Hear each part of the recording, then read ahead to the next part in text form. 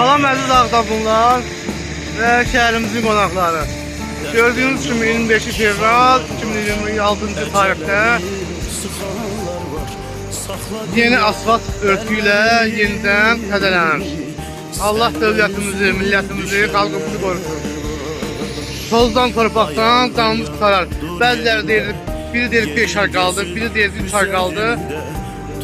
Allah dövlətimizi, millətimizi, xalqımızı qorusun. Cənab Ali Başkomandana Allah dəyməsin.